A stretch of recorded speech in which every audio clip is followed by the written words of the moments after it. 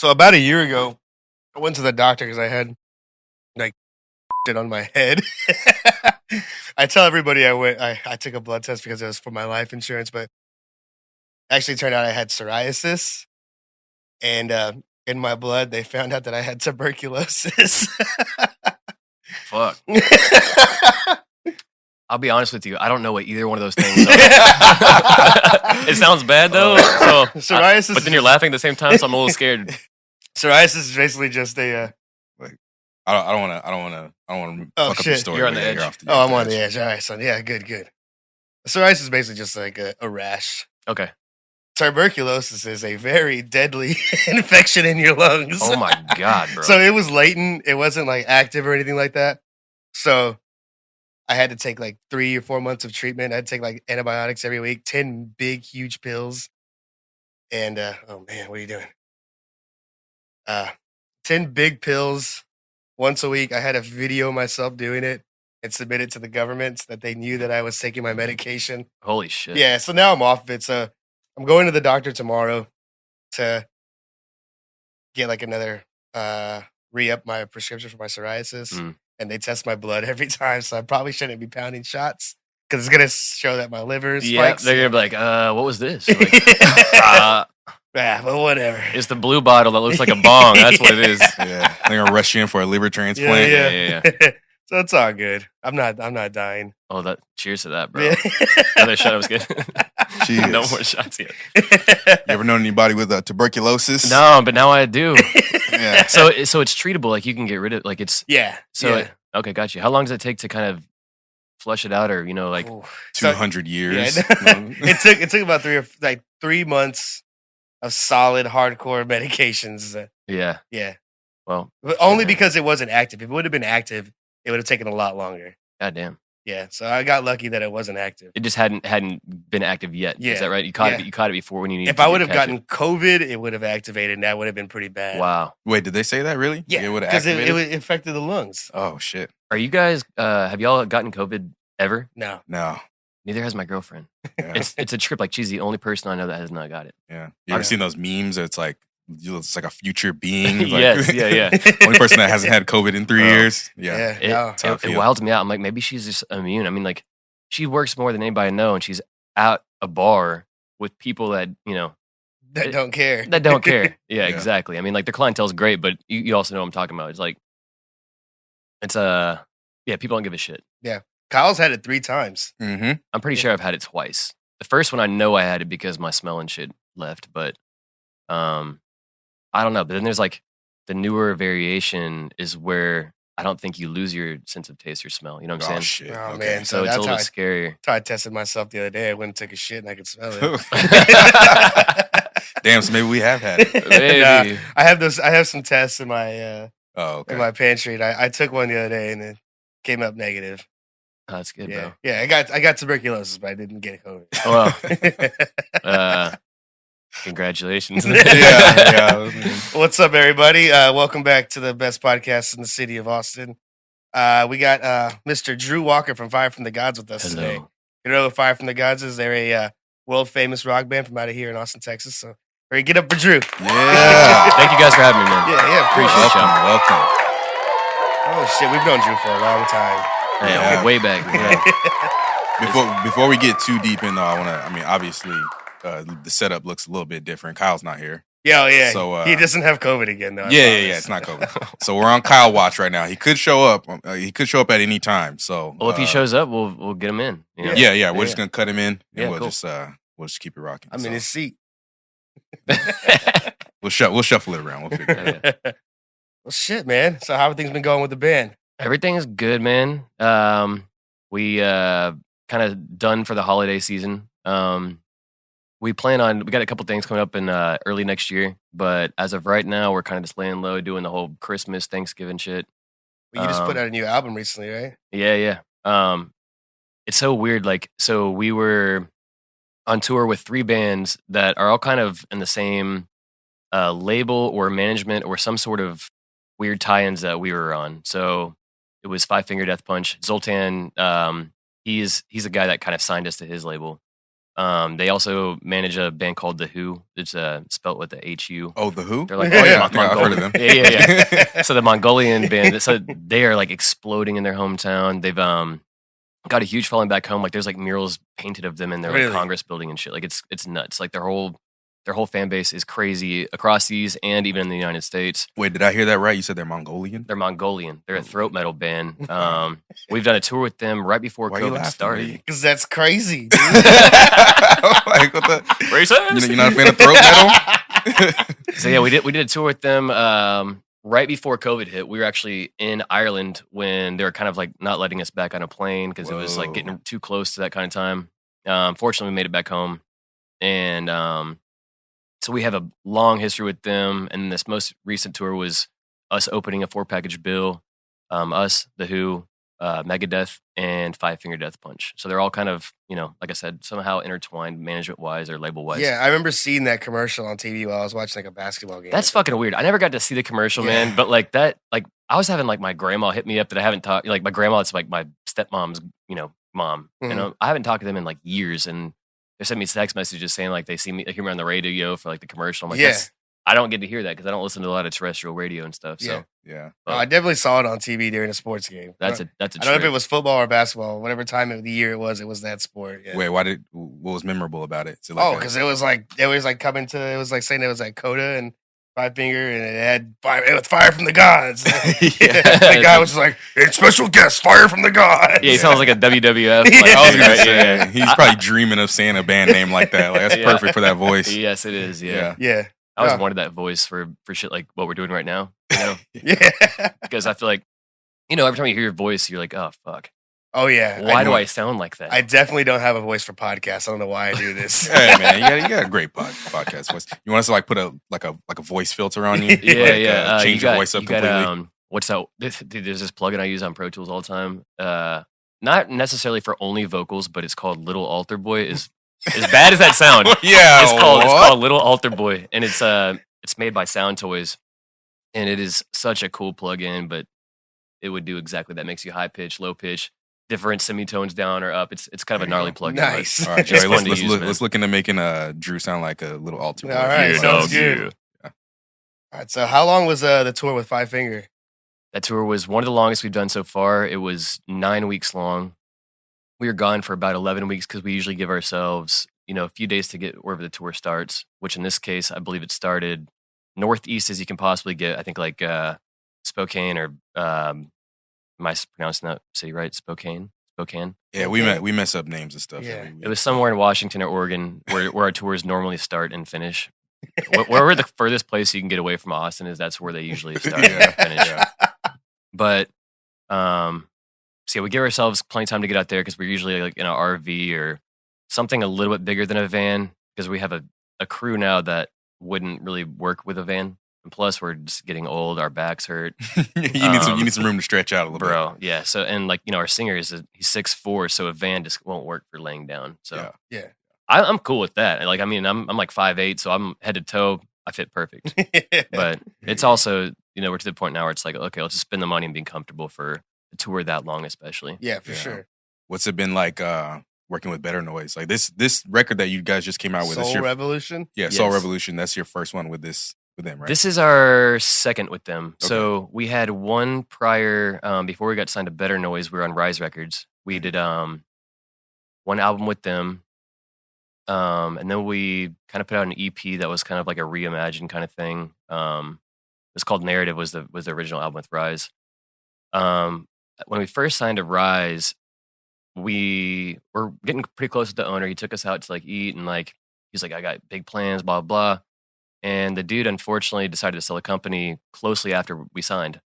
So with that being said, the new owner took over and all of a sudden we were like a small fish in a very big pond of bands. Yeah, all of a sudden you weren't Dance Gavin Dance. Right, right. And, they have a ton of bands on their roster. So it made sense for us to make this move because their bands were not necessarily bigger, but more radio friendly. Mm-hmm. And we were like, well, I'm to the point now where the term selling out when I was a kid was a lot different than it is now. Like now, at one point I feel like I had listened to every single genre of metal that exists. Like maybe not every band, but it was kind of hard to.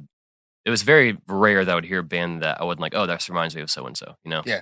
And so it was like kind of cool having this idea that we could be a heavier band on a radio sounding roster. Like I like that. I like going on tours where we're the heaviest band, but I'm also a metalhead.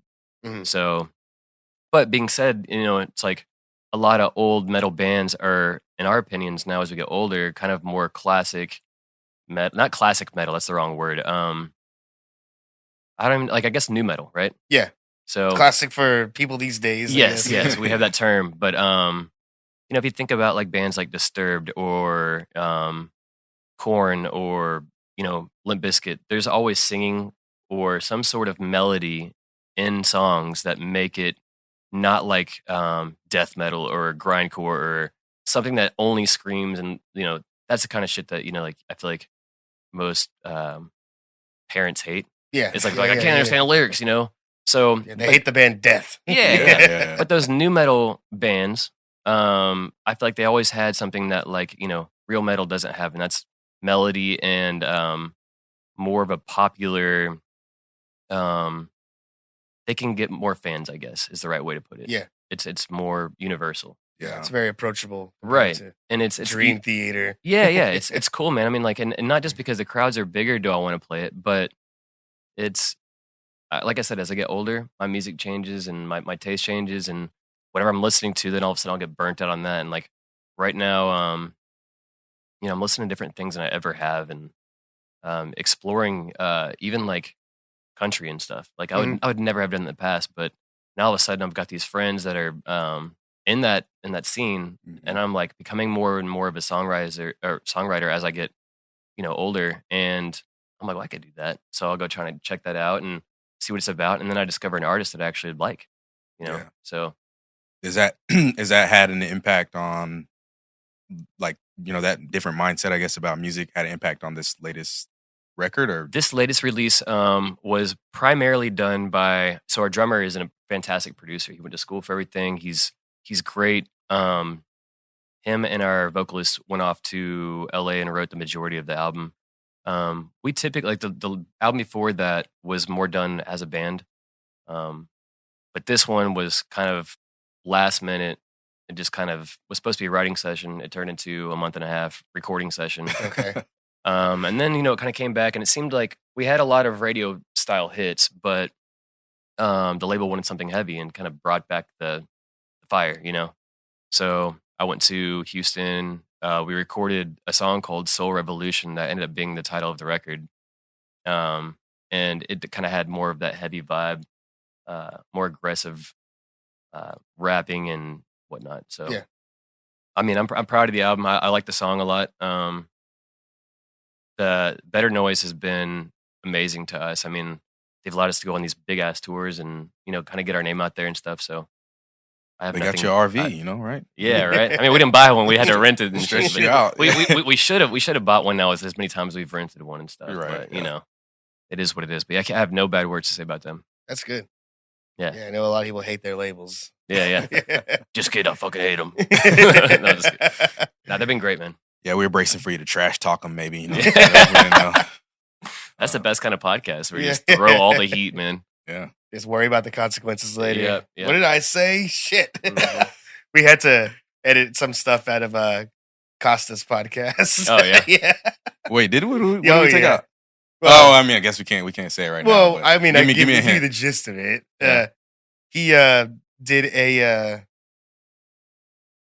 he paid for a feature from the Ooh, yeah. Ronnie. first lead singer of Dance Gavin Dance. Ronnie you know? Radke, right? No, the other one. The other, Oh, there's more. There's more tea. There's a lot. Johnny Oh, Craig. okay. Johnny Craig, sorry. Yeah. Who am I thinking? Was Ronnie Radke even in that band, or I just named a random dude? No, that's another. He's in that other Escape the Fate. I Escape the think? Fate. Yeah, he was in Escape the Fate. Now he's doing big shit with his new band. Yeah, no, I'm so bad with names and authors and actresses and actors. Like, I'm like, yeah, that one, right? No, So not that yes, one. he's still waiting on the verse. Dude. Well, that dude got in a bunch of shit for like the MacBook. Oh stuff. yeah, Dude, every time I hear his name, it's always very fun to hear what happens next. oh yeah. It's interesting. Yeah. Yeah, we did edit some stuff out of that one. Yeah, Yeah. we tried to protect the names of the innocent a little bit. The innocent. What do you do? You just put like a big on there? Like what do you? Just technical difficulties. Oh yeah, Yeah. That's what it was. I forgot about that. Yeah. Yeah. So if you get out of pocket, you're good. All right, cool. Just block it We'll out edit for some you. stuff out. Yeah. So you said you've been doing some songwriting for some people. Who have you been writing songs for? Man, so this is kind of like a new step in my whole, growing with music and stuff. The latest one, me and the other guitar player working with this dude named Austin Mead. He's Yeah. local. I know Well, Austin semi-local. Mead is. Yeah, I've been to a couple of his shows actually. Yeah. So he's crushing it right now, man. They just got off of 2 tours with ZZ Top. Nice. The direct support for ZZ Top. And funny story. So like, our other guitar player in the band, Jameson. Yeah. His best friend growing up was this dude named Brad. He was in a few bands with Brad before Jameson joined Fire from the Gods. And recently, I guess Brad had been musicless since he was in a band with JMO. Well, recently, after working on these songs, his name kind of got thrown in the pot. He's a great bass player, and Jameson. I don't know how that all worked out, but Brad joined the band as a full-time bass player, and he's like chilling on stage, and Billy Gibbons is watching him every single day on stage. They're about to go back out on tour with. I'm not sure if this is announced yet, but it's going to be with ZZ Top and Skynyrd. Oh shit. We'll So blur it they out. got big shit coming up, man. I mean, we could look it up and see if it's announced and stuff, but it's exciting, man. Yeah. So I'm proud of that guy a lot. Recently, I went to a singer-songwriter country concert that was like all day long, and Austin Mead was one of them. Just did like an acoustic set for like 40 minutes. Dude, he's great, man. Yeah. He's playing in town, I think either like sometime this week, but it's kind of just him and on acoustic again. Yeah. So same kind of vibe as what you probably saw. It was So very nice. Did he hear any of your songs? Wait, did Joey or Austin? Yeah, I mean, was he hearing Which a Drew? songs No. They haven't come out yet? We only worked on one. We sent in a couple pre-pros.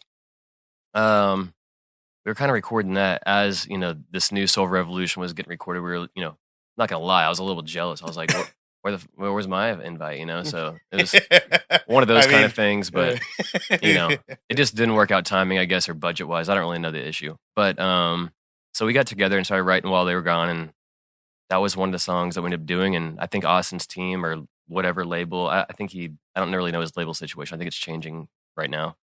But he liked it and wrote some lyrics to it and got his band to like do guest vocals on it, and they sent me the stems and I edited them, and I think it came out really cool. So I hope they use it. If they don't, then that's how music goes. Yeah, you still got paid for it, though, right? No, I mean just kind of no. It's I wish, I hope, one day. Yeah, one day. Let's But see if it gets out there. it keeps the juices going, man. I mean, if they end up putting on the album, then I don't really know how that works royalty wise with a band that I'm not in, but Yeah. At the end of the day, it's still something I can take. A lot. I guess that concert that I went to that he performed at, it was a lot of country artists from around the local area that write music for other people. So there was a guy named Bruce Robinson that actually wrote for like the Dixie Chicks and Georgia Strait and stuff. Damn. Yeah, and he The would Chicks. perform. The Yeah, Chicks. the Chicks. I'm sorry. Yeah, They changed it or what? Yeah. Really? Yeah. Why? 2020, there was a lot going on. Okay, all right. Yeah, I get you. Yeah. Yeah. So they no longer claim the Dixie part of their name. Yeah. Yeah, Gotcha. yeah. Yeah, the chick sounds cooler too, honestly. Whenever I was looking at the ACL lineup, I was like, "Who the hell are the Chicks?" Yeah, that makes sense. I wouldn't know either, man. Yeah. I'd have to look that up. Well, speaking of festivals, man, you've been on some crazy big festivals I've been seeing. Yeah. We have gotten very, very lucky. Our booking agent Matt Pike he's a G, man. Like he's one of the best people in the industry. The music industry is full of sticky, two-faced people. Oh yeah. It's like one of the worst, honestly. Like, and I never would have thought that, but there's very good people and there's very bad people. And Yeah.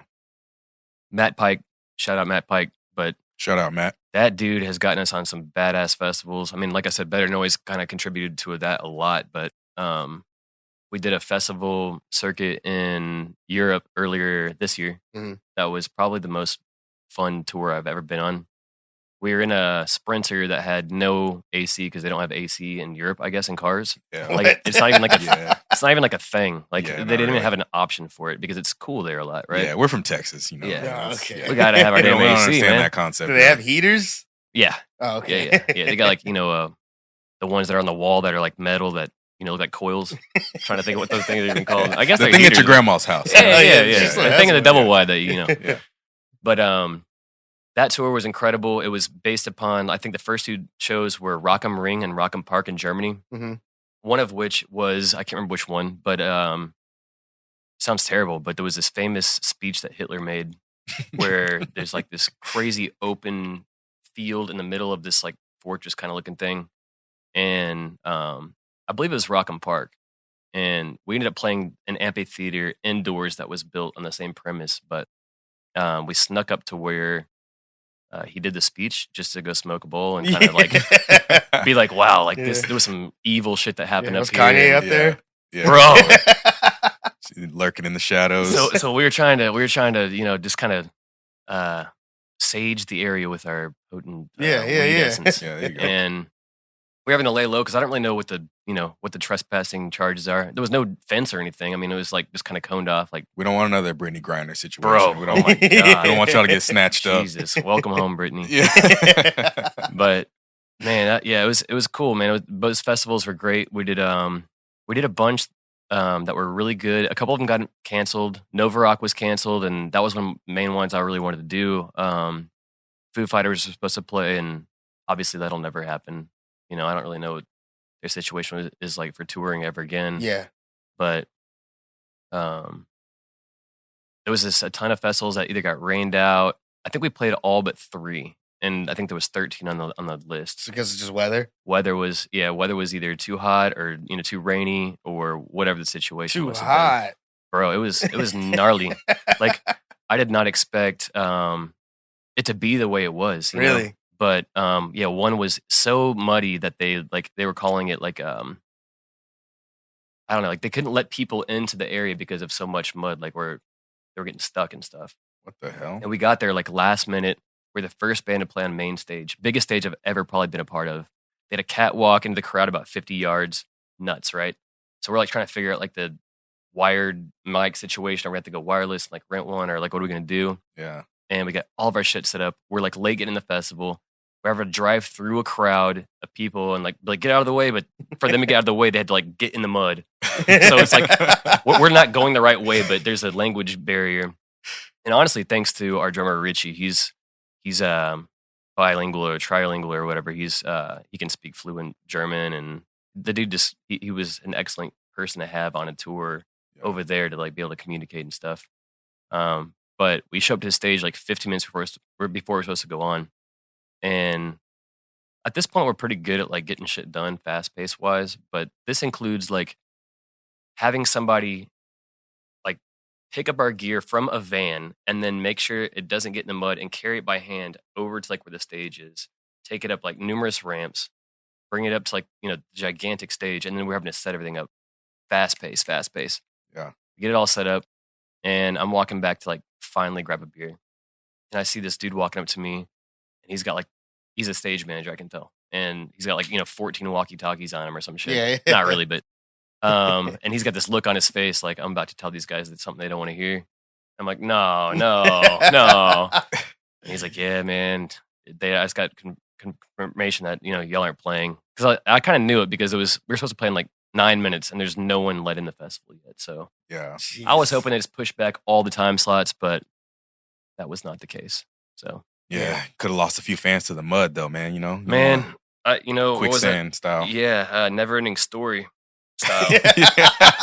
For sure. But we don't want that, All those festivals are great though, man. We did a lot of good ones. So it's been great. Yeah. That's awesome. Yeah. Those like the biggest shows that you played? Those are some of the biggest ones. I feel like the biggest festivals we've ever played were actually here in the States. Danny Wimmer has a bunch of festivals here. He does Rock'em Ring, Rock'em Park. Sorry, I'm saying the same ones that were from earlier. He does Carolina Rebellion, Aftershock Fest. Mhm. I think the biggest show was probably Carolina Rebellion for us. That was about 4 or 5 years ago. We had just released Narrative, and for whatever reason, that area of the country plays us on terrestrial radio a lot.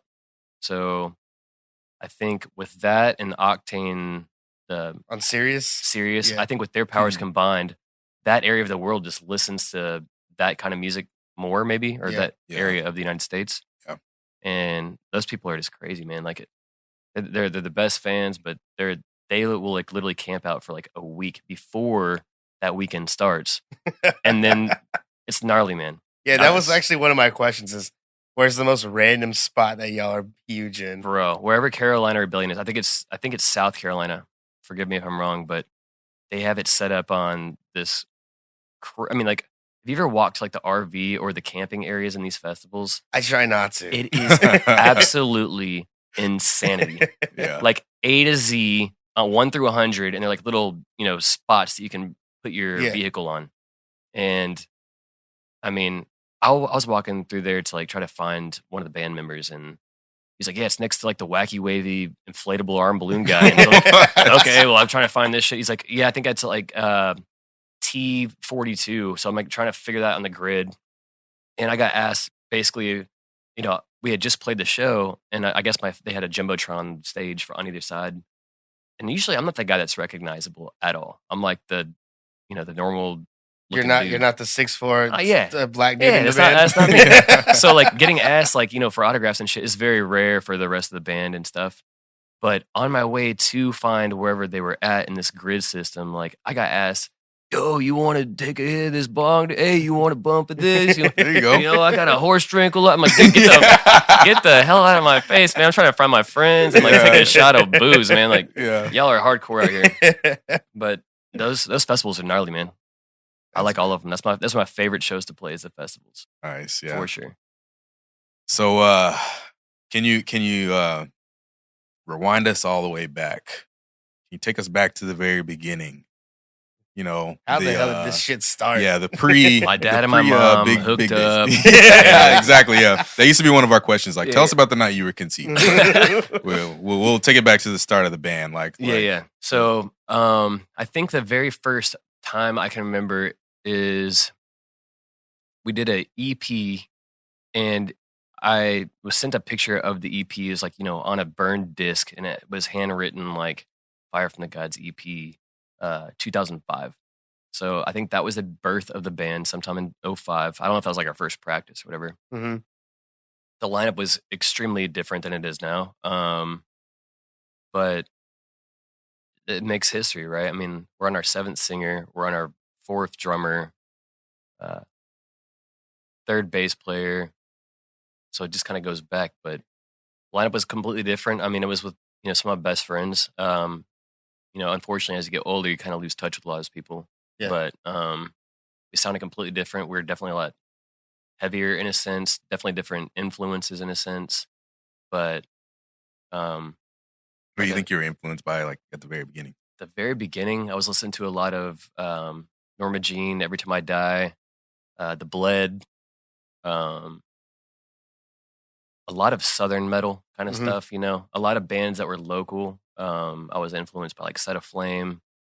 There's a band from College Station named Bonnie Blue that we're really good friends with. So I think just listening to our friends' music was inspiring enough back then to like really create something that, you wanted to tour with these guys. It's like, Yeah. let's go do this Southern metal tour, and like, yeah. So I guess that's kind of how it all started as far as being into a genre. But at the same time, like bands like Whitechapel and stuff like that, more deathcore was also Yeah, really yeah, big yeah. and stuff, and Suicide Silence and stuff that was just popping off as far as like what do you call it, like Warped Tour and stuff. Yeah, yeah. Warped Tour Mhm. bands, So For sure. Yeah. I think I was still kind of figuring out what I was really into and like what I wanted to play, and that's hard to do because it's like you want to play all these different genres and stuff, and maybe that's the reason like why we are kind of so sporadic with our music writing is no one really, I don't think we're the kind of band that has to. I don't think any band is the kind of band that has to stick with the genre. Certain bands do, and that's totally fine. We just haven't really had that problem, I guess, because we have a vocalist that I guess can kind of do a little bit of this and that. So might as well write songs that can be heavier, can be very hip hop influenced, or be more commercial. It's like there's not really a reason when you have a vocalist that's like that to allow yourself to only do one thing. Yeah. Yeah. Who came up with the name? Fire from the Gods. I don't know who came up with the name. I believe it was me, but Oh, We were, take your credit, Yeah, man. I've always expected that it was you. yeah. Really? Yeah, I don't know why. So I know always where it's assumed. from. I know where it's from. So basically, there was this band called Horse the Band. Yeah, I remember them. So Horse the Band had this song called Cutsman, and at the very beginning of the song, there's this sample, and the sample is this is the part where it gets all fucked up. The sample is from a Nintendo commercial called, and they were having a commercial for this thing called the Power Glove, and it was like basically something you put on your hand, and you can drive a car. You can push the buttons. Yeah. Kind of like like a Wii. Like if you have a Wii stick, you can kind of like turn the thing. Well, this Power Glove essentially will let you to turn the car in the game or some shit. Yeah. But in that commercial for that Nintendo product, there was a commercial on that commercial where these kids are watching TV.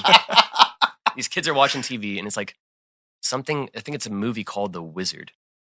And so, oh yeah, with the Savage Brother, bro. I don't know. I don't even know what that is. But so in the commercial, this dude's like talking about the Power Glove, and you hear at the very beginning, he's like, "What's that? Fire from the gods." And I was like, "That's kind of a cool name, And like randomly, it kind of stuck, and I was like, "Hey, this is an option we could use," and that's kind of how it all started. Just from I got it from Horse the Band, Yeah. Nice. So before you got here, we were talking about we were trying to figure out when y'all first started, and we were laughing about. Remember when Teddy and Duan had a all black metal band called Within White Shadows? Oh my god, bro! And we were laughing about how great of a name that was. I completely forgot about it. Yeah, have you guys talked to Teddy? I haven't seen him in a while. I haven't seen him in so long, man. Yeah, it's been a while. We used to see him. So his bass player's name was like Josh Junk or something like that. And his folks own the Dan and Fran's Hamburgers. Yeah. And I remember he had this property. I remember going to a show there for a Halloween party, and the cops showed up and stuff. Yes. So that he has it's like a daddy chill situation. Oh my god, that video popped up today. Daddy chill. I don't know what the fuck he did. What is that? No one's gonna know what the hell that is. Daddy chill. That video cracks me up though. But yes, like we went to the show. Same. I was at the same exact one.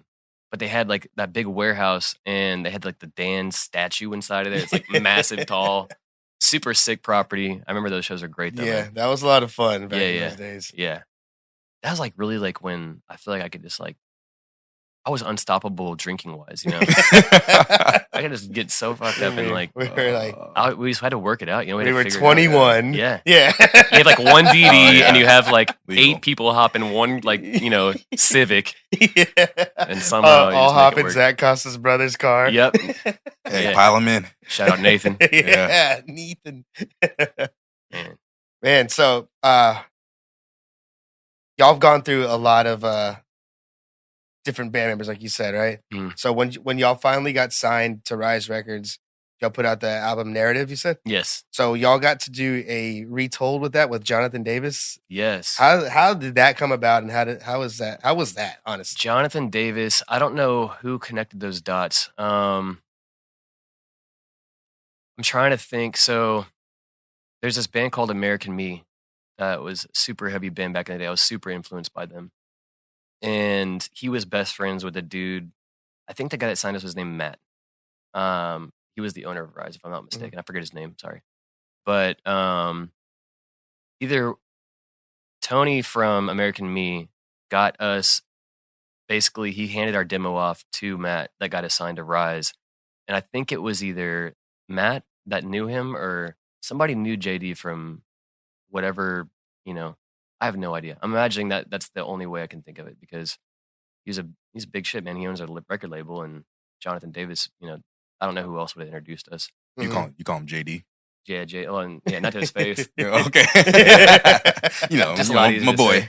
So yeah, like that was cool as shit, man. We did a couple of records at a couple of songs at our drummer's house, Richie, and songs came out great, man. Like I was stoked on them, and then they're like, you got to go redo these at JD's house. And actually, the songs this was not the reimagined.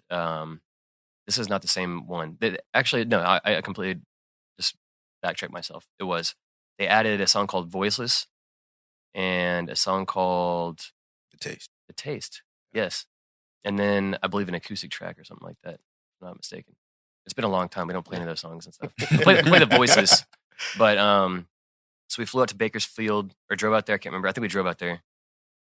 Bakersfield is one of the most, well, it's actually Oildale is kind of the surrounding area. So if you play Grand Theft Auto, you know exactly what it's. Yeah, what yeah. that's where the country dude's from. Yeah, Trevor. Yeah, Trevor. Yeah. So as you can imagine, this Bakersfield is one of the most racist places I've ever been. Okay. Full of meth. It's Yeah. terrible, mess city, tons of robbers. So like JD has this little, it's got a gate around his entire property, and he bought this property. This was like this show in like the 60s or 70s or something. It was on TV and it was called like Woody's or like something like that. I'm trying to blank thinking of what it was, but it was on TV. It's in this theater, and it was like this honky tonk like show. My mom would be like Like a "It show was about blah, a blah, bar blah." or something? Huh? Like a show about a bar or something? Or I think it was like more of like a live action show. I don't know, man. It was just something like super honky tonk, but it was like a dude talking on stage. okay. Anyway, so JD's property is literally where that was filmed, and I know that kind of makes a terrible story thinking about that, but anyway, so like his property's got this big theater area where all the seats used to be in a theater to film this live action thing. He ripped up all the seats, and he's got all this KoRn memorabilia, super sick. Like one of their first, signs they ever had on stage that just has KoRn. All these guitar cabinets, like everything they just didn't, decide to sell. Mhm. And he's just kind of, I guess, keeping it for memorabilia purposes. I don't know what he's gonna do with it, but So he's a hoarder. Got it. Dude, It's in the one- early stages. Dude, he was so nice. His family was so nice. This was the same time. I think we were there for 6 nights or something like that. This is at the same time that one of the greatest comebacks in Super Bowl history ever happened. It was the Falcons against the Patriots. Oh Lord, boy. Bro. So JD is not into football at all. He has 3 kids. He's got Nathan, which is the oldest, a dude that they call Pirate, and Nice. the littlest is Zeppelin. Okay. Zeppelin, they're all super cool. But I was watching the game in this random room, and Zeppelin was in there with me. They call him Zeppy. So he was in there with me, and JD would stick his head in every once in a while, what's the score? I'm like, this is such a trip, just like spending time with you guys. Y'all got to stay there on the at property. I mean, like Yeah, that's cool. that's not necessarily his house, but the studio has Yeah. like, a massive control room, gigantic live drum room, obviously like a vocal booth, and then that big theater area that just had all this KoRn shit that was just so cool. Like walk around in there and be like, that's epic. Like no one else is ever gonna see this kind of stuff. You know? Yeah, that was- Not shit. even like I doubt that he even remembers he has some of that stuff. Like I don't know. He's got this dude named Bud or Buddy. I can't remember his name, and he lived in the parking lot in this RV, and he was like their old. Talking about Good. RVs a lot on this episode. Yeah. Shout out to RVs. RVs, baby. But he was living in this RV in the parking lot, and I think he was one of the guitar player's old guitar techs. So, because I remember he had like a guitar picks with his name on them, and like maybe like Head or Monkey's name on the other side. I can't remember which one it was. But there was this one time when somebody had to like go use the restroom, and the other restroom was taken.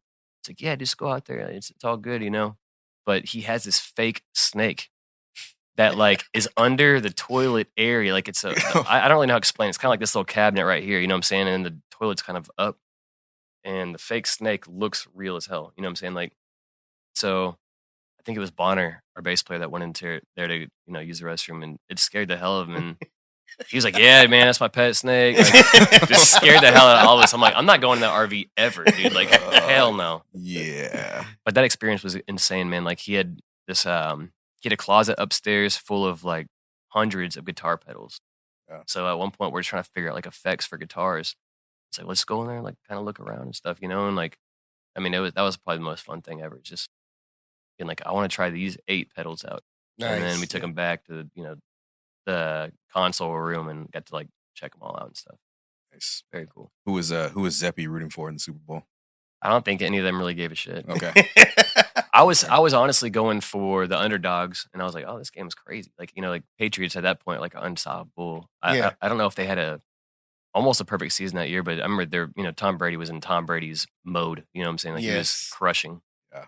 Super annoying. um, era. But yeah, man, that was one of the craziest games I've ever watched. Like when it comes that far in the Yeah, that was season. ridiculous. Wild. Good I'm old glad I Matt didn't. Ryan. I'm just glad I didn't put any money on that. Man, Yeah. y'all watched that game the other day. The biggest NFL comeback in ever. Yeah, against Vikings. Matt Ryan again. I watched Poor right guy, back. man. Matt Ryan, come on the show, man. Talk Bro. about why you always give up the biggest leads in NFL history. Poor guy, man. Dude, that was crazy. That was crazy. I was driving back from Lubbock, and my service was pretty shot, but I was dedicated. I think it took me 5 hours to watch it because it kept stopping all the time. But it's like a 6-hour drive, so it was entertaining, man. I was texting Kellen about it, and he was like, "Why are you still watching?" And I was like, "I think the Vikings I are did say coming that. back." I did Yeah, say man. that. I was like, no. That no, whole, they're not. that I think whole I game laughed had at the you. momentum and shit going. You know, like they were getting crunk in there, dude. Like everyone was just going wild. It was a good game, man. Yeah, that was pretty crazy. Yeah, Yeah. that's funny.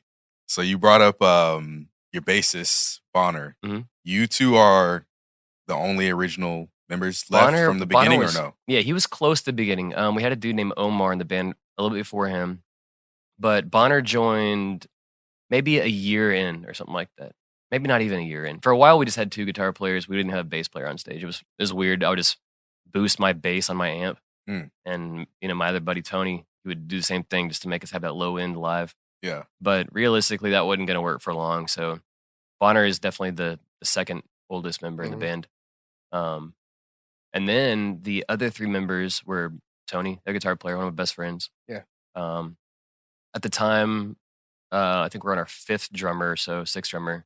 His name was Judson, and the vocalist at the time, I think, was a dude named Eric July. And so whenever all this drama happened with Eric July, Eric July doesn't he have a little bit of reputation in the Bro. scene? Yeah, this dude's.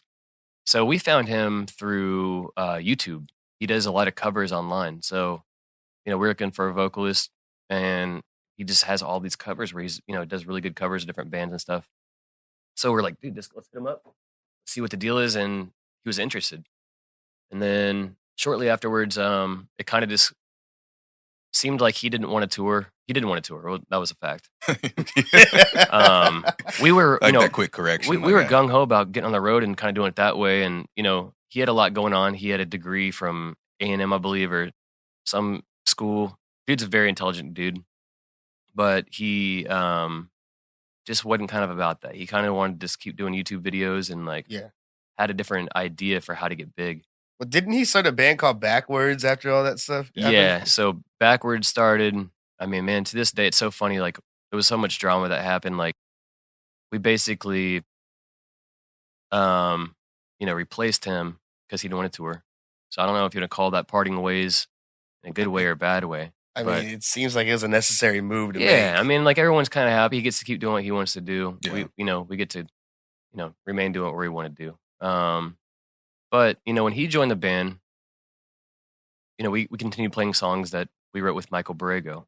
And when Michael joined the band, we continued doing songs that Jed was in the band. And, we kind of stopped, you weed those out as you continue writing, right? Yeah. But if there's still a banger with your fan base, and it's like, well, I'm not going to stop playing the song. Mhm. So whenever Eric decided to leave, we had 2 vocalists that came in. We had this dude named Chris Martis and AJ, who was our current singer.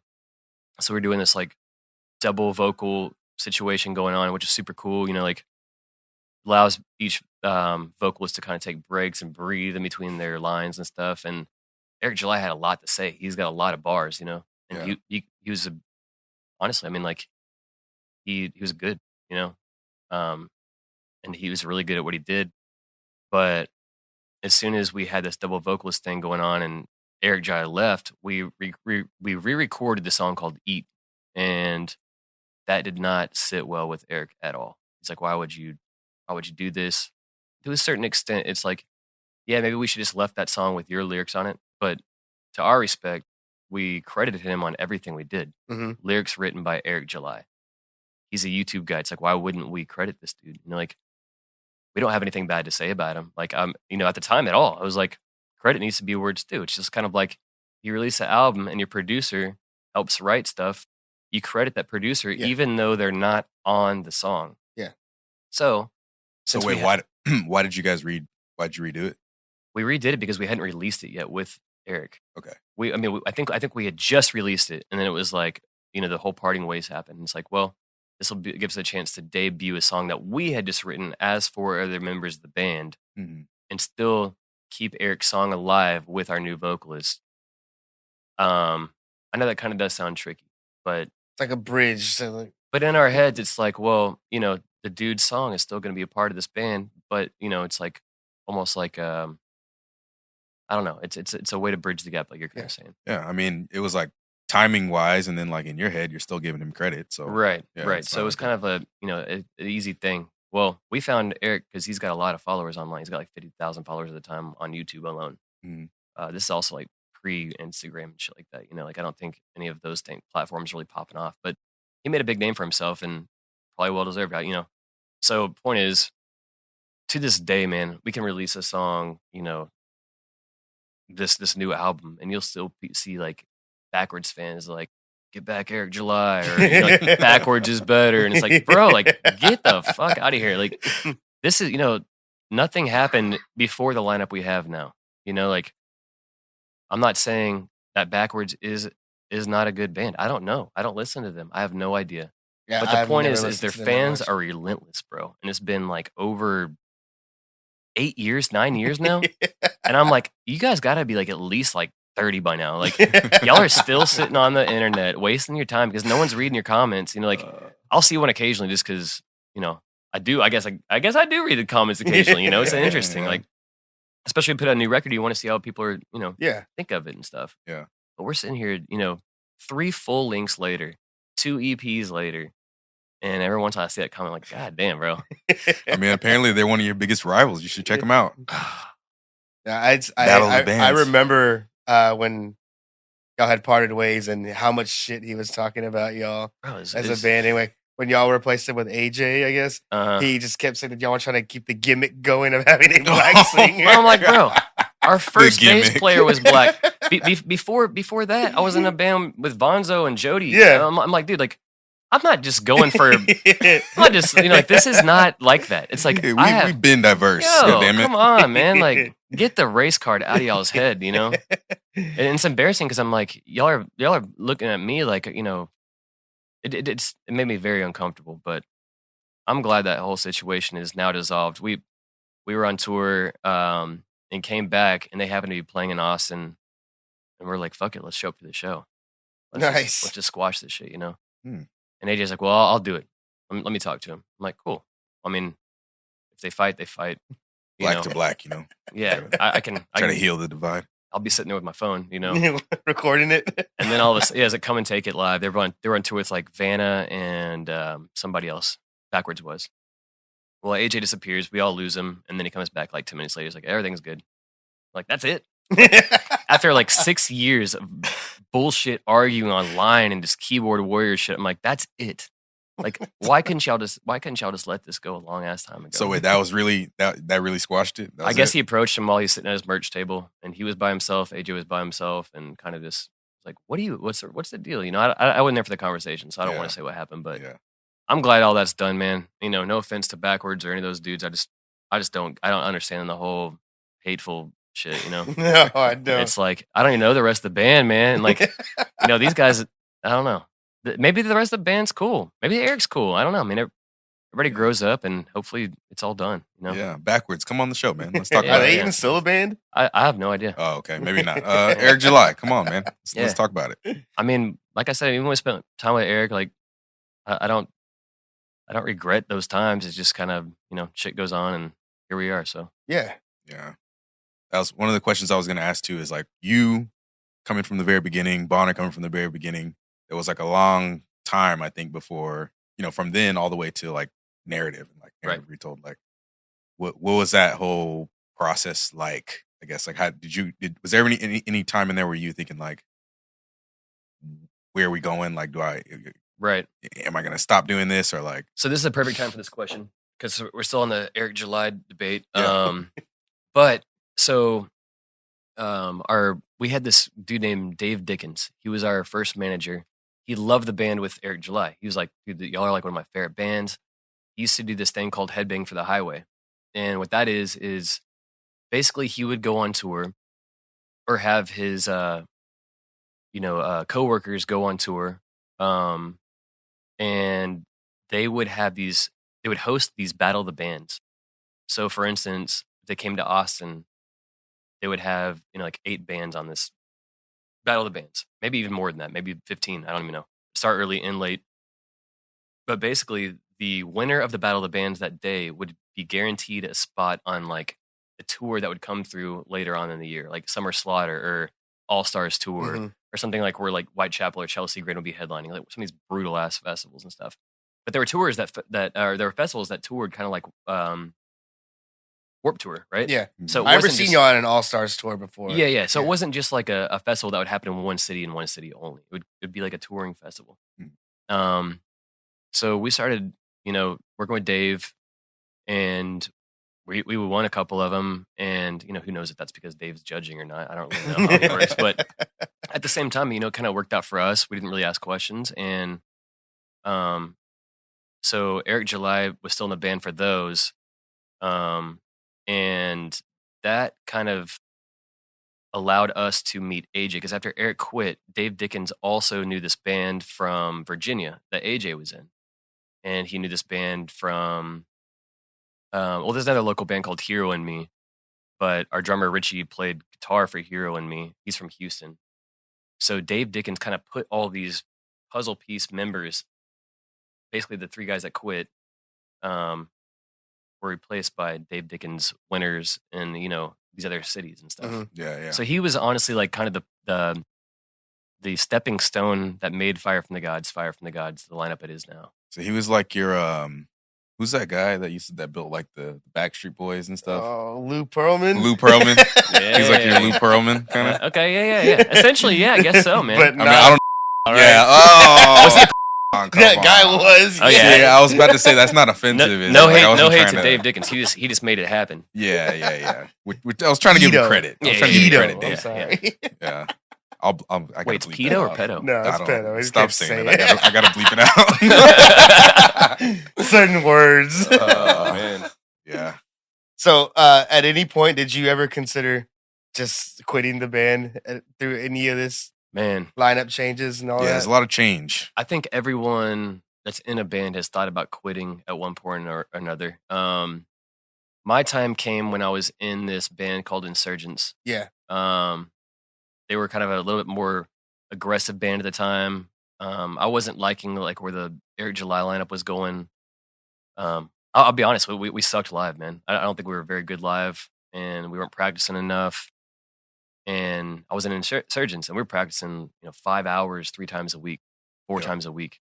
We just go after it, man. We had a practice space, and we were like living in there, kind of just practicing. And so I started getting really confident in that band. Every time we play the show back with Fire, I was like, man, like it sounds whack, dude.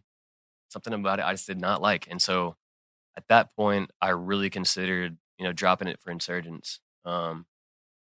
Insurgents was kind of a weird band that dude. I was like, when I first joined, I was the only drinker, smoker, and meat eater in the band. Oh god. Everyone else was straight edge and vegetarian. You were the fun one. Bro. But it was weird though, because like tour would be wild. Like, it was like we would stop at normal places to eat. We're broke as fuck, so we be at McDonald's and shit like that. But I'm sitting there eating meat and drinking 40s in parking lots around people that don't do shit like that. Probably because they have a very strong belief in why they don't do it. So Yeah. joining a band like that was very awkward. But at the same time, like I mean, I that year I think I toured with Insurgents for 7 months out of the year, and Fire probably 2. So it was a busy ass year. Yeah.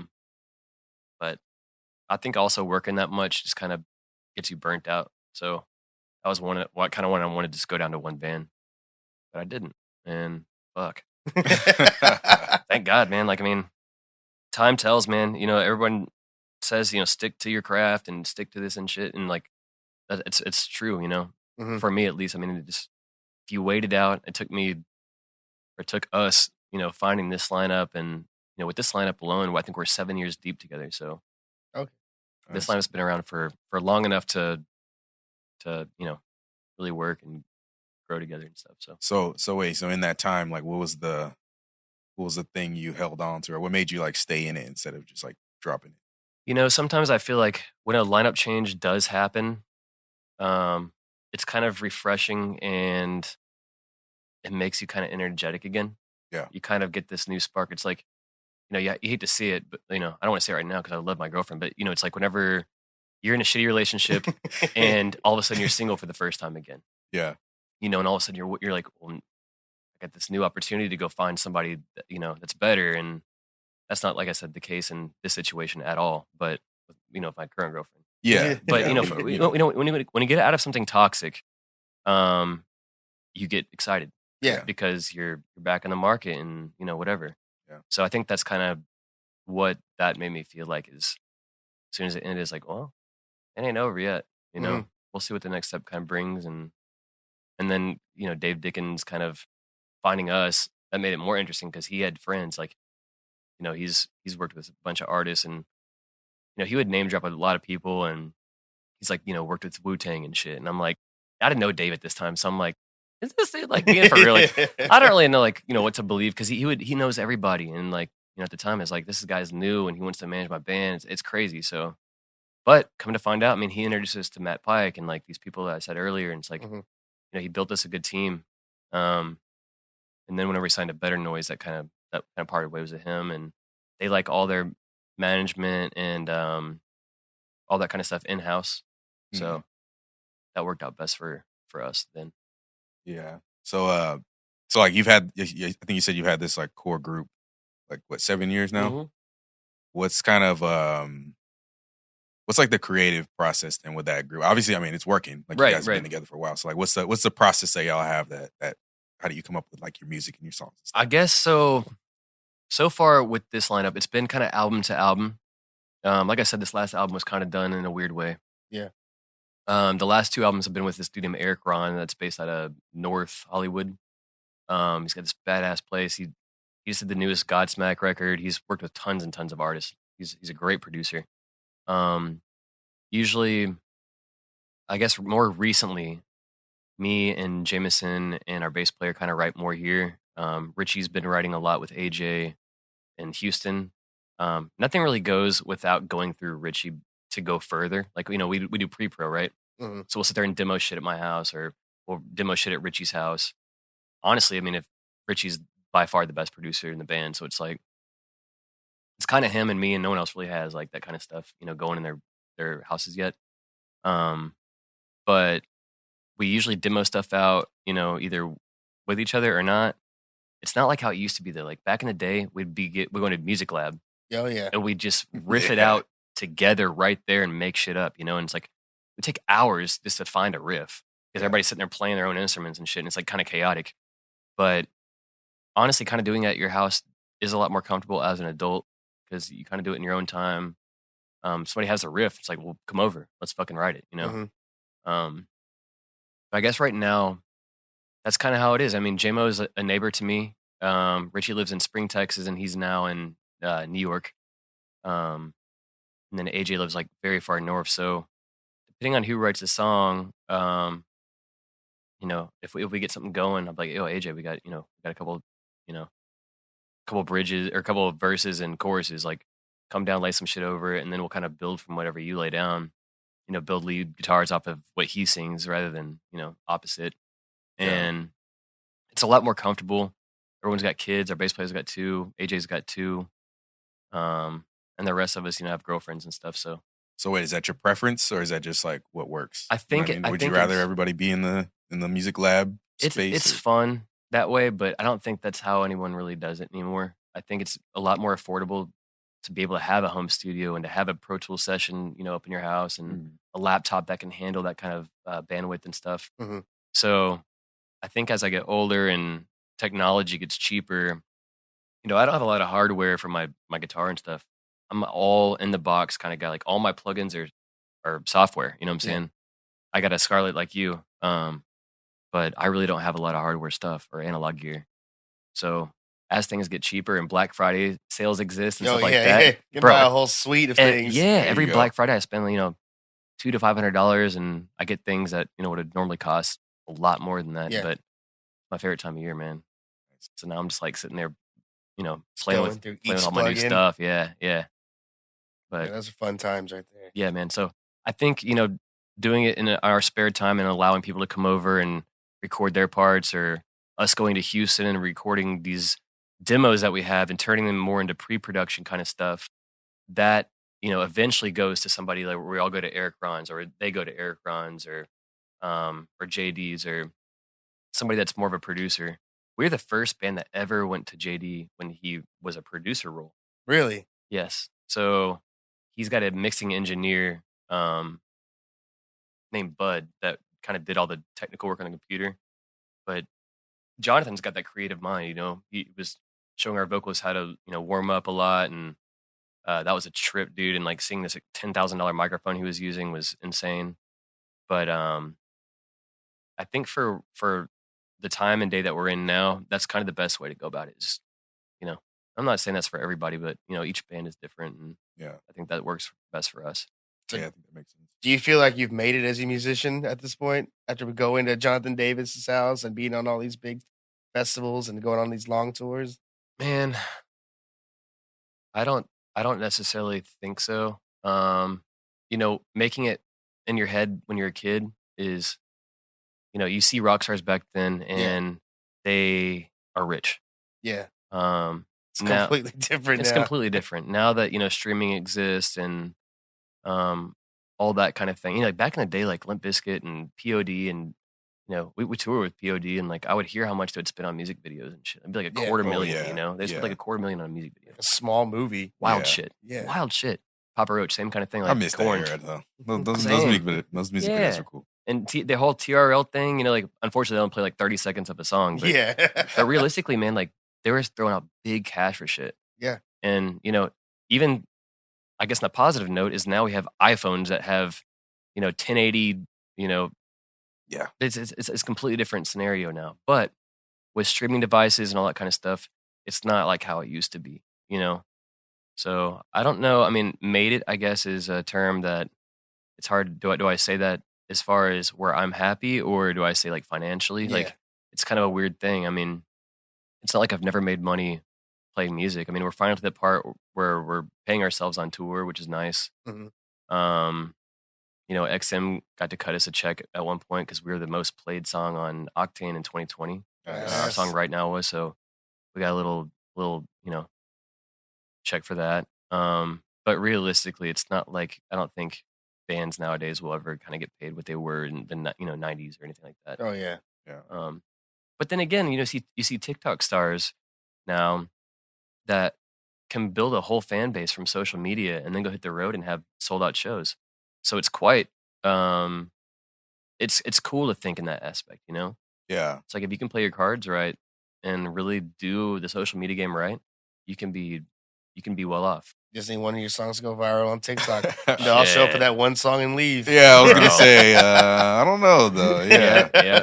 You That's why you play it last. You gotta play it last. I'm gonna say you got to be careful. Like all you TikTok stars that might be listening to this right now, be careful that you don't just have a lot of views on TikTok. Right, and then you right. get out there and nobody comes up to your show. So be careful. Bro, we did this. Have you guys seen the videos where somebody like, they get like ketchup on their hand, like, yo, bro, you got a napkin? Mhm. Yeah. And then they like rip one of their Rip friends' somebody's shirts shirt off, off. whatever. Yeah. So we were on tour, this last one with Megadeth, and I had some pants that were like, they need to be thrown away. They were just like, they had a big hole right in the crotch.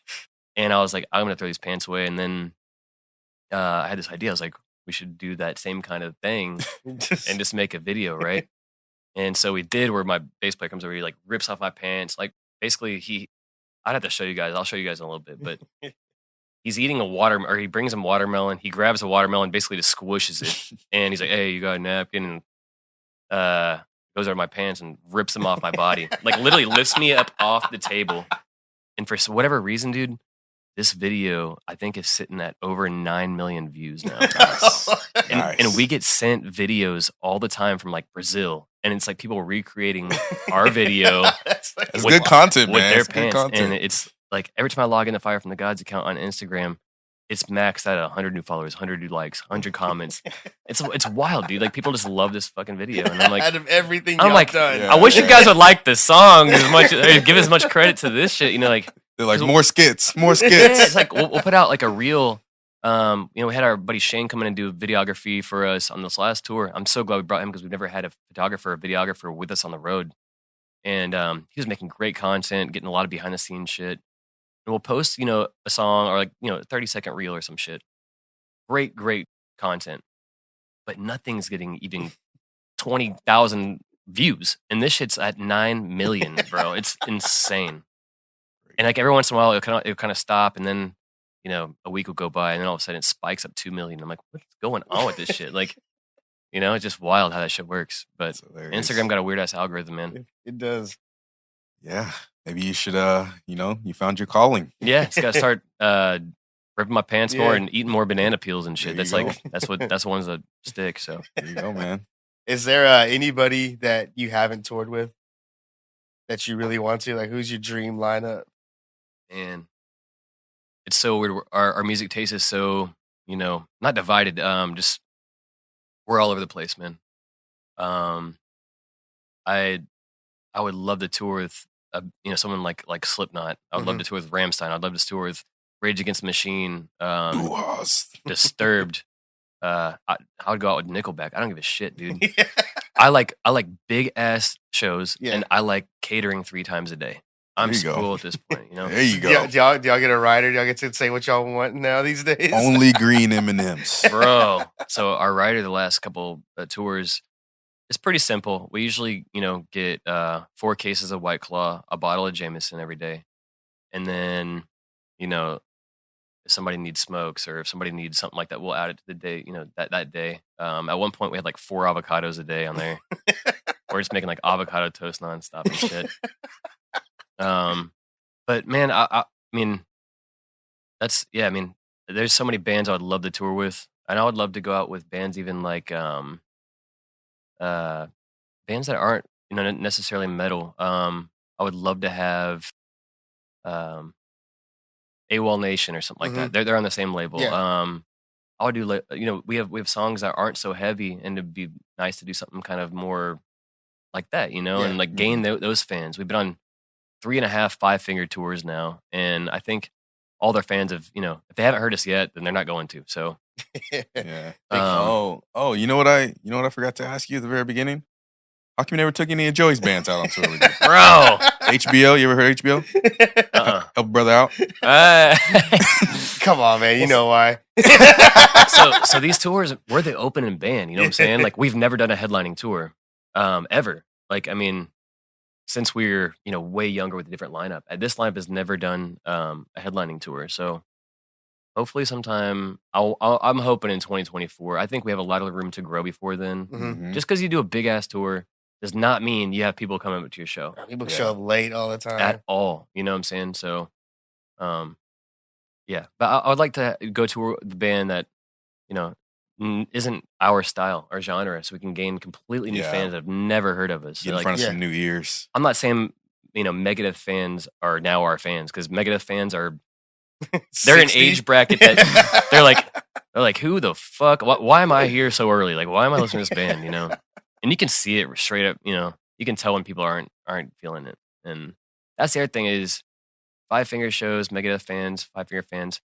The mosh pits aren't like if you were to go on a younger crowd tour. You know what I'm saying? I'm not saying these people don't mosh. I'm not saying these people don't go crazy. But I'm saying it's a different vibe, especially when you're in the opening band. Because these dudes that go to these shows, they drink. You know what I'm saying? They drink. And if they're not drunk by the time you're going on, it ain't gonna be the same vibe as when like 5-finger goes on. Yeah. But I will be real though, like they tailgate for these shows, man. They're out in the parking lots like hours early, just drinking, and like it's cool. It's a cool vibe. That's badass. Yeah. They're like ramping up. Like they got it planned out to where they want to get to maximum. They want to not remember when Megadeth comes. Yeah, on. exactly. Yeah. We call them we call them the mud people. It's like in the very back of the. So this last tour was all amphitheaters. The whole thing except for one show, which was at an arena, but the whole tour was in amphitheaters. They all kind of look the same. And near the very back is the grass. Yeah. And a lot of times the grass turns into mud because it's either been raining that week or whatever, happens. And mud people, bro. They start mosh pit and the grass starts turning into mud. They start falling and shit, and all of a sudden they're the mud people, bro. The mud people. It's crazy. It's covered head to toe, and they don't give a fuck. They're drunk as hell, and Yeah. they're just slipping around. That's Mud awesome. people. That's awesome. All right, man. So, what's next? I mean, I guess you kind of touched on it. You're looking forward to 2024. But what do you think? So this year coming up, we're about to we announced tomorrow, so I can go ahead and say it, I guess, because it's not gonna matter. This won't be out till Thursday. Yeah, you got time. So yeah, we're gonna hit the road with Norma Jean. We're doing a US tour with them. Hell yeah. Which is super cool for me, and I don't know, man. Like it's weird going from such a crazy, amphitheater tour to more of a club tour, but that's kind of what I was touching on. It's like these kind of fans are the ones that'll get in the pit. These kind of fans are the ones that are going to be up close and personal, where they, it's going to be hot in these venues. Oh yeah. It's not like you get this extra air outside, and you can go walk away and buy a corn dog somewhere. Like that doesn't exist. So, we're going out with them from February 3rd to March 5th. I think it's pretty much going across the United States. I don't think it's going like super north or super south, meaning like Florida or New York. But I know it's starting somewhere super West Coast. And it touches on like South Carolina, and then it goes back and ends in Salt Lake, I believe. Y'all coming through Texas at all? We're coming to Come and Take It live. Come and take it. Yeah.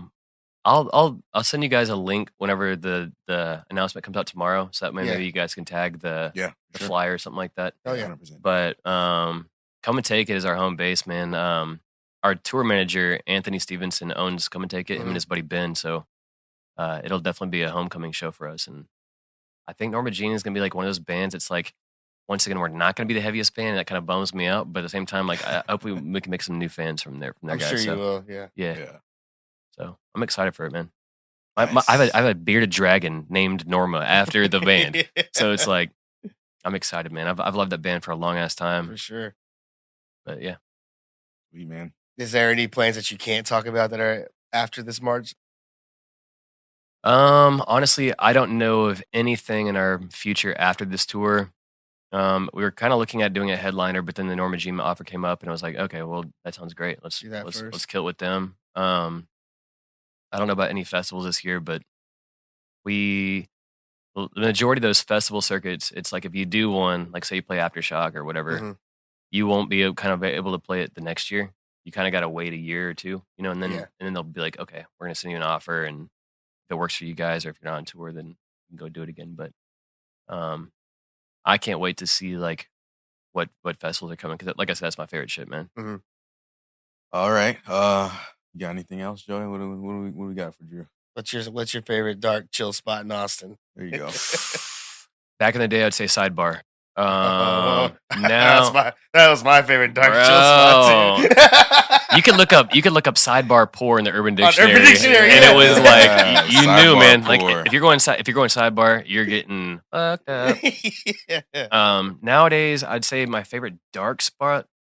I mean, South Austin Beer Garden is definitely my stomping grounds. I live across the street from there. I'm neighbors with you guys essentially, man, or with you. I don't know where you live, but I'm right down the street, man. I'm like a mile away. Like if you're back South Manchac, like that's or Old Manchac. That's where we live. So, I kind of tend to the strip. I don't like to drive. Yeah. And at least if I'm on the strip, then it's like a $3 Uber ride home. So for sure, yeah. Or I can walk home if I'm don't wait. Tend to stay around here these days. No more downtown. No, hell no. Yeah, trying to stay out of the strip clubs too. Yeah, you don't got to do that. let's not go too far.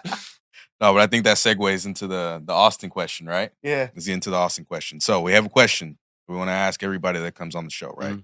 So it's like, you got 24 hours. The mayor is issuing a ban on you. He's like, Drew Walker, you gotta, 24 hours from now, you gotta get out of the city. You can never come back ever. What's the last restaurant that you're going to in Austin before you get banned? And that's rough. I'm a big Texican cafe guy. That's like where me and my chick go all the time. We love it. It's down the street. We got great food. Purple margaritas. I'm a Mexican food guy, so I'm either going there. I'm going Polvo's. Polvo's on South Congress is those two spots are kind of my top dogs as far as Mexican food goes. Polvo's good. Yeah. All right. Yeah. I like it. band. All right, so then let's see if I can pull this up. So We have an outro song. we got an outro song. And one day we'll tell the story about why this is our outro song. We don't have time for it today. But Okay. so Joey created a segment for us with this It's song. called What Did We Learn? So, I mean, what did we learn today, Kellen? So what did we learn today? I learned that you gotta look out for the mud people. You know what I mean? Yo, watch out for them. The mud people. You gotta be, They're scary and sometimes racist. you really gotta look on out for drugs them. I normally. just assumed most Megadeth fans were racist already. Wild. We started a race war a couple. We gotta be careful with our race We comments on did. this show. But anyway. The white supremacists hate me. Yeah. Good. Fuck them, dude. Right? Well, I mean, I learned. Shit, I don't know what I learned. I learned a lot. I learned so much. You learned too much. But so the episode was mostly about you. So I don't know. Did you learn anything today? Maybe about yourself? About Man, I learned what your cat's name was, but I already forgot it. It's Whitney. Whitney. It's like after Whitney Houston. Yeah, I don't know actually. Whitney. There's a long story about how I got this guy. I love people's names for animals. I don't know why, man, Yeah, but that's it's just fun. She showed up here one day. My ex-girlfriend dropped her off, and she just lives here now.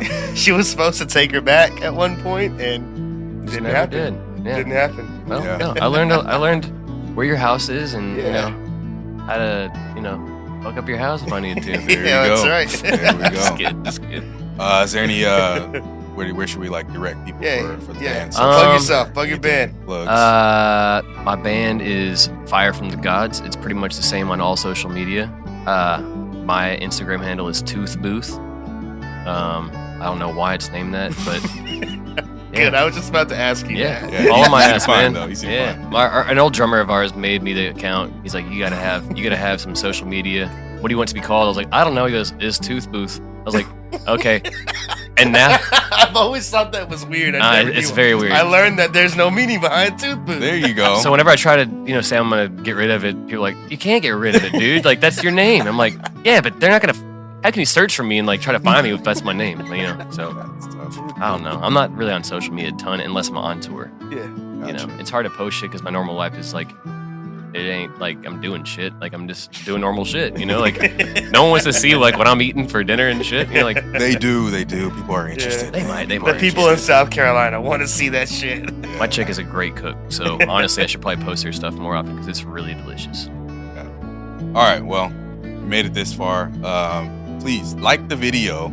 I should have said it before. Like it at the beginning. Take your like back at the Forgot end. about We that. forgot about that, but if you liked it, you should subscribe to the video. If you're listening to us on, help me out, Stitcher. Stitcher, iTunes, Spotify. Whatever. Give us a review, rate us, review us.